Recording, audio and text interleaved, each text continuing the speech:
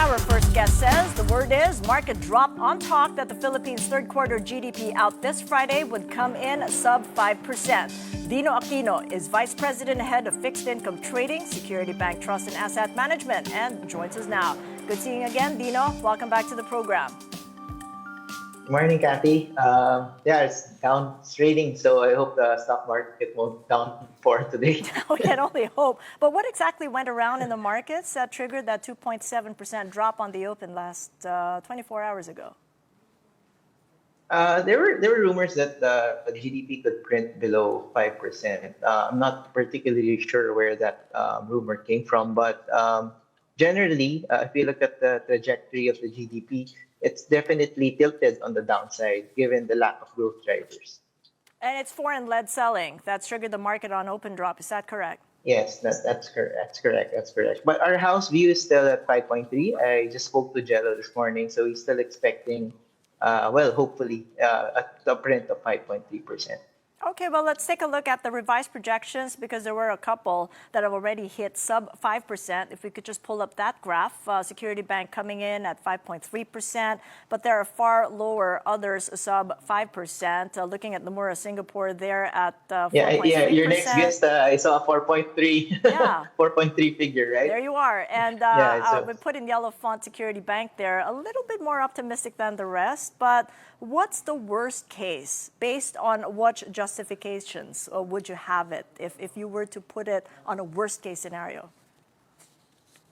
I think if you look at it in perspective, anything a print that has a 4% handle is definitely bad for sentiment overall. It's fear driven. The sell-off yesterday was definitely fear driven. So if it does print below 5%, then those fears are confirmed. So I think that's a thing that we want to avoid.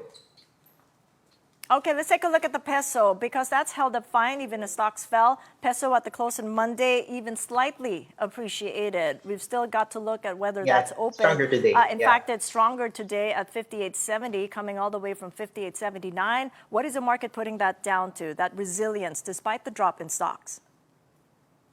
I think it's overdone. It's overbought the past few days, given the height of the fears with regards to the corruption issues and the GDP fears. Even the peso bonds is quite oversold, and it's actually resilient. It's been performing today. It's been opening stronger than yesterday. So I guess there's a lot of markets that's really overdone, given the height of the sentiment in terms of the fear on the corruption, fear on the GDP and the growth, and of course, inflation is also coming up on Thursday. So. Okay.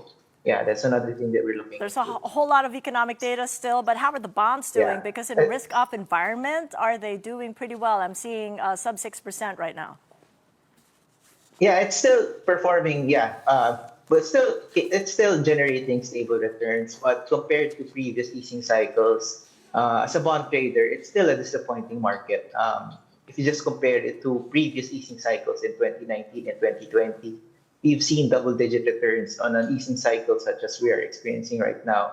But now all funds are just generally generating around 3 to 5% return. So it's not even half of what we've seen in the pandemic and not even a quarter of what we've seen in 2019. So as a bond trader, the market is still underperforming.